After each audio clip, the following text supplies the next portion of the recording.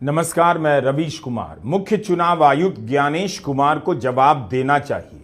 उन्होंने कहा कि किसी ने महाराष्ट्र चुनाव को लेकर कोर्ट में याचिका दायर नहीं की, किसी ने भी महाराष्ट्र के चीफ इलेक्टोरल ऑफिसर को शिकायत नहीं की।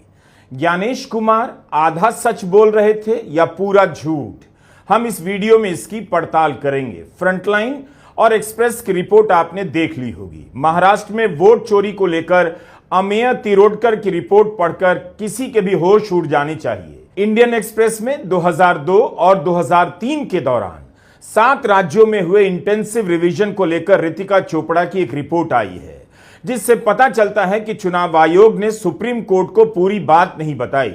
फ्रंटलाइन और एक्सप्रेस की दोनों खबरों को एक साथ देखिए, आपका सर शर्म से कुछ झुक जाएगा। पता चलेगा कि वोट चोरी का मामला कितना गहरा है। महाराष्ट्र से 2 उम्मीदवार ऐसे हैं जिन्होंने चुनाव के पहले ही चुनाव आयोग से लेकर कोर्ट के सामने डुप्लीकेट वोटर को लेकर शिकायत की, मगर चुनाव अधिकारियों ने कुछ नहीं किया। चुनाव खत्म हो जाने के बाद भी पनवेल के बलराम दत्तात्रेय पाटिल वोट चोरी को लेकर लगे रहे। इनके जैसे लोग ना हो तो इस देश में वोट की डकैती हो जाए और पता ना चले।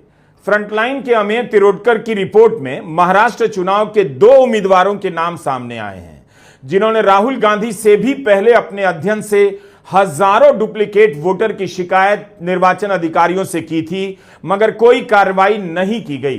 राहुल गांधी से चुनाव आयोग शपथ पत्र मांग रहा है, उन्होंने देने से इनकार कर दिया है। सवाल है, अपनी प्रेस कॉन्फ्रेंस में मुख्य चुनाव आयुक्त ज्ञानेश कुमार राहुल गांधी से कह रहे हैं अगर 7 दिनों के भीतर शपथ पत्र नहीं देंगे तो उनका आरोप निराधार मान लिया जाएगा।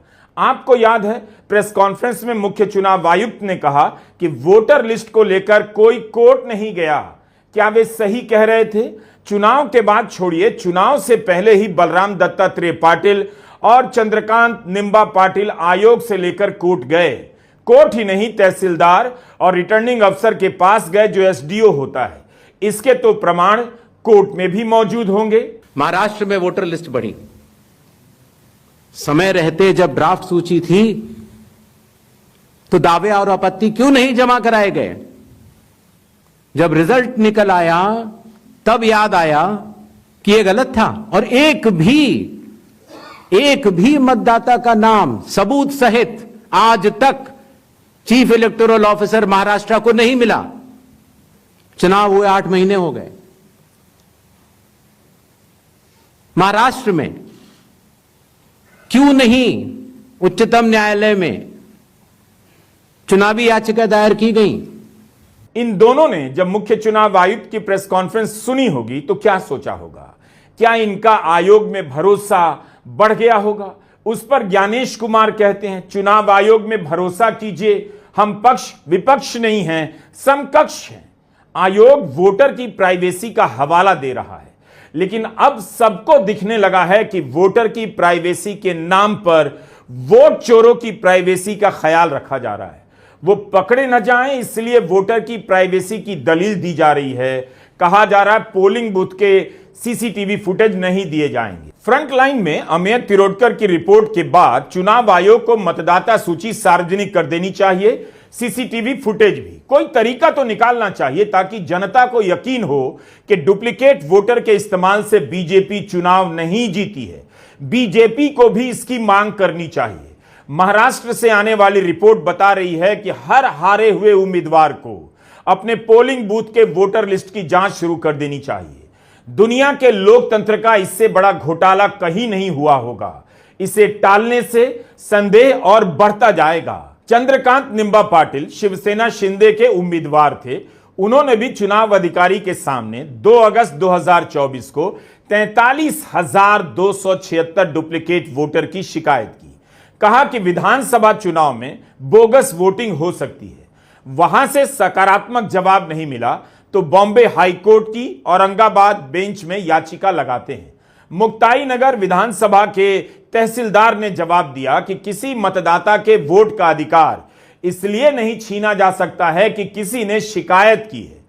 तहसीलदार ने चंद्रकांत पाटिल के सबूतों को अपर्याप्त माना और कहा कि इस दावे को वेरीफाई नहीं किया जा सकता कि 43,276 वोटर डुप्लीकेट हैं। यह भी कहा कि जब तक हर डुप्लीकेट मतदाता की फोटो के साथ अलग से उसका फॉर्म 7 नहीं देंगे तब तक शिकायत को वेरीफाई नहीं किया जा सकता है। क्या यह मुमकिन था कि हर डुप्लीकेट वोटर की फोटो और अलग से फॉर्म 7 भरकर दिया जा सकता था? जाहिर है यह सिस्टम ही इस तरह से बनाया गया है। कोई जान रहा है इसके बारे में कि पता ही ना चले कि कितने डुप्लीकेट वोटर हैं, और पता चल भी जाए तो हटाना संभव ना हो, फॉर्म ही भरता रह जाए, अदालतों के चक्कर में फंसकर रह जाए। तो क्या किसी ने इस तंत्र को ठीक से समझ लिया है और अपने हिसाब से साध भी लिया है, जिसका डर केवल विरोधी नहीं सहयोगी दलों के उम्मीदवारों को भी सताता रहता होगा? इसके बाद भी शिवसेना एकनाथ शिंदे की पार्टी के उम्मीदवार चंद्रकांत निंबा पाटिल हाईकोर्ट गए। कोर्ट से भी यही जवाब मिला जो जवाब तहसीलदार ने उन्हें दिया। सबसे बड़ा सवाल है कि चंद्रकांत निंबा पाटिल चुनाव से पहले डुप्लीकेट वोटर को लेकर क्यों परेशान थे? उन्हें क्यों जरूरत पड़ी 43,000 डुप्लीकेट वोटर का पता करने और आयोग से लेकर कोर्ट का चक्कर लगाने की? बेहतर जवाब तो वही दे सकते हैं। महाराष्ट्र में चुनाव के दौरान इस बात की चर्चा चली थी कि शिंदे मुख्यमंत्री नहीं बनेंगे। बीजेपी उनका नाम लेती रही, लेकिन कभी ठोस तरीके से नहीं कहा शिंदे ही मुख्यमंत्री बनेंगे। जब नतीजे आए, बीजेपी 132 सीटों के साथ सबसे बड़ी पार्टी बनी, शिंदे को 57 सीटें आई और अजीत पवार को 41। एकनाथ शिंदे मुख्यमंत्री से उप मुख्यमंत्री बन गए, देवेंद्र फडणवीस उप मुख्यमंत्री से मुख्यमंत्री। चुनाव के दौरान हो सकता है कि शिंदे की पार्टी के भीतर यह आशंका रही होगी कि कहीं चुनाव में निपटा न दिए जाएं, और तरीका उन्हें पता चल गया होगा। चंद्रकांत निंबा पाटिल ने तब बॉम्बे हाई कोर्ट में कहा था कि मतदाता सूची से डुप्लीकेट वोटर हटाने का काम बीएलओ से नहीं कराना चाहिए, सरकारी कर्मचारियों से कराना चाहिए। उन्हें बीएलओ पर भरोसा नहीं था। किसे पता होता है कि किसकी गर्दन कट जाएगी और किसके सर पर ताज रख दिया जाएगा। चंद्रकांत निंबा पाटिल साधारण नेता नहीं है। उन्हें सामने आकर बताना चाहिए कि महाराष्ट्र विधानसभा चुनाव से पहले उन्होंने 43,000 डुप्लीकेट वोटर की शिकायत क्यों की और अब इस मामले में क्यों चुप हैं। अब मिलिए बलराम दत्तात्रेय पाटिल से, जो कांग्रेस गठबंधन के तहत पेजेंट एंड वर्कर पार्टी से पनवेल से उम्मीदवार हुए। इन्होंने भी चुनाव से पहले अपनी विधानसभा में रिटर्निंग अफसर से शिकायत की कि 25,000 से अधिक डुप्लीकेट वोटर हैं और रायगढ़ जिले में 85,000 से भी अधिक हो सकते हैं। लेकिन मतदाता सूची से इसकी सफाई नहीं हुई और चुनाव हो गए। पनवेल में बलराम पाटिल चुनाव हार जाते हैं और मुक्ताई नगर से चंद्रकांत पाटिल चुनाव जीत जाते हैं। तो अब आपके सामने अमित तिरोडकर की रिपोर्ट के कारण दो किरदार हैं, बलराम दत्तात्रेय पाटिल और चंद्रकांत निंबा पाटिल, जिन्होंने महाराष्ट्र में विधानसभा चुनाव से बहुत पहले डुप्लीकेट वोटर का मामला उठाया था। निर्वाचन अधिकारी से शिकायत की, कोर्ट भी गए। जिस दिन कोर्ट ने चंद्रकांत निंबा पाटिल की मांग ठुकराई, उसके 4 दिन बाद एसडीओ ने बलराम दत्तात्रेय पाटिल की मांग को भी निरस्त कर दिया। चंद्रकांत पाटिल चुप हो गए क्योंकि जीत गए और पता नहीं अब डुप्लीकेट वोटर के बारे में क्या राय रखते हैं। लेकिन बलराम पाटिल अभी तक इसकी जांच में जुटे हुए हैं। राहुल गांधी वोट चोरी को लेकर बिहार में सड़कों पर हैं, बार बार महाराष्ट्र का जिक्र कर रहे हैं, बल्कि सब इस मसले को भूल गए, मीडिया ने भी भुला दिया। लेकिन राहुल गांधी महाराष्ट्र के चुनाव में वोट चोरी को लेकर लगातार बोलते जा रहे हैं। 7 अगस्त की प्रेस कॉन्फ्रेंस में उन्होंने कर्नाटका के महादेवपुरा विधानसभा का उदाहरण दिया, जिसकी मतदाता सूची के अध्ययन में 30-40 लोगों की टीम को 6 महीने लगे। राहुल गांधी ने 1 लाख से अधिक फर्जी वोटर के मिलने का दावा किया है। इनमें से 11,965 से अधिक वोटर डुप्लीकेट बताए जा रहे हैं, जबकि बलराम दत्तात्रेय पाटिल ने महाराष्ट्र चुनाव से पहले रायगढ़ में 85,211 डुप्लीकेट वोटर पता लगाने का दावा कर दिया था। अकेले पनवेल में 25,000 से अधिक डुप्लीकेट वोटर।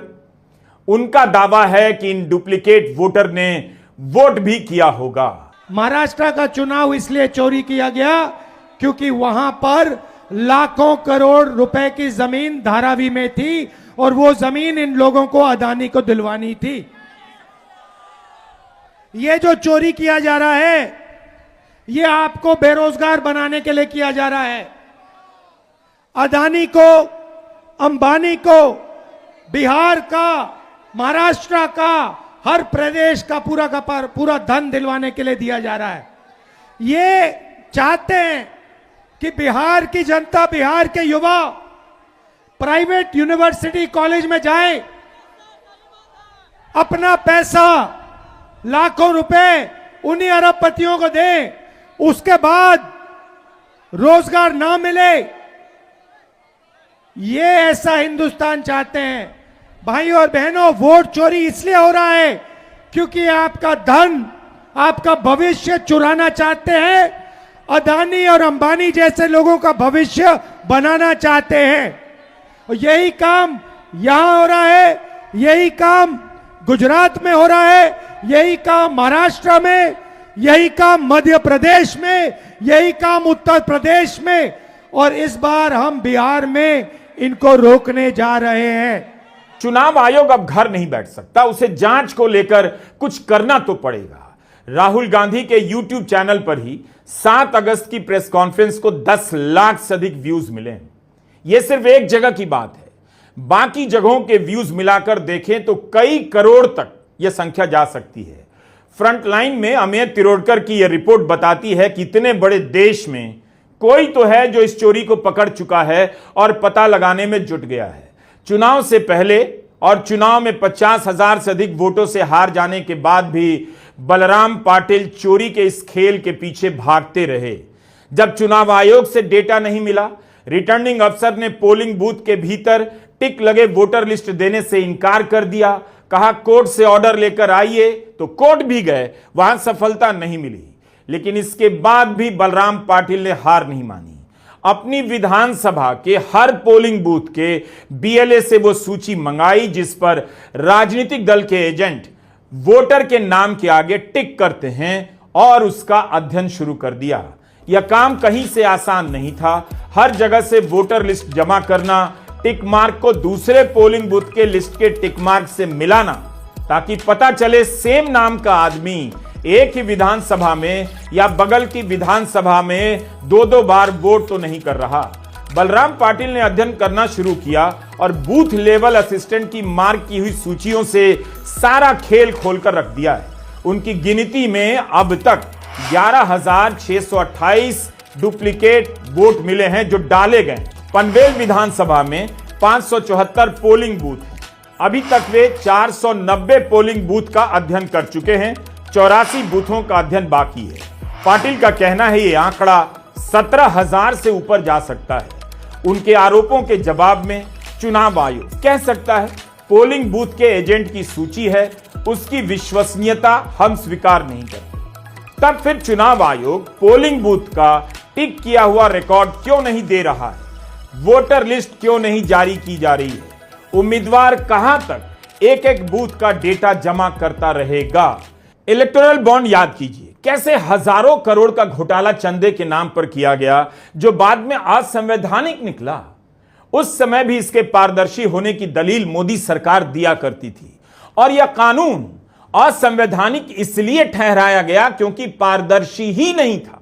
चुनाव से पहले आयोग कहता है डुप्लीकेट वोटर का फॉर्म 7 जमा करो, और उसके बाद कहता है 45 दिनों में आओ, नहीं तो मुख्य चुनाव आयुक्त हारे हुए उम्मीदवार को ताने मारते हैं। कब तक आयोग इन नियमों की आड़ लेता रहेगा और वोट चोरी करने वाले बचते रहेंगे? आखिर चुनाव आयोग भी इन्हें क्यों बचाना चाहेगा? उसे तो आगे आकर जांच करनी चाहिए। यह कौन सा प्लान है नियमों की आड़ में चोरी का, कि कोई यह नहीं कह रहा कि चोर को हम पकड़ेंगे, बल्कि चोर को आप पकड़ कर लाएंगे तो हम भी चोर नहीं मानेंगे। यह कहां का न्याय है? गांव में चौकीदार रखा जाता है कि वो चोर को पकड़े, उस पर नजर रखे, और चौकीदार कह रहा है गांव से किसी ने शिकायत नहीं की इसलिए हमने चोर को नहीं पकड़ा। वोट चोरी क्या होती रहेगी? क्या चोरी से सरकार बन जाएगी और आयोग कुछ भी नहीं करेगा? सारा देश देखता रह जाएगा। अच्छा बताइए, ये जो वोट चोरी हो रही है इसके बारे में क्या सोचते हैं? वोट तो चोरी हो रही है। ऐसे सर हम हैं बीजेपी के आदमी, लेकिन फिर भी मैं बोल रहा हूँ अगर बीजेपी में हमारा काम नहीं हो रहा है तो हम विरोध करें। इस धांधली को रोकना होगा आपको सर। तो इसको कैसे रोका जाए? इसको रोका जाए, आंदोलन कीजिए, बहिष्कार कीजिए।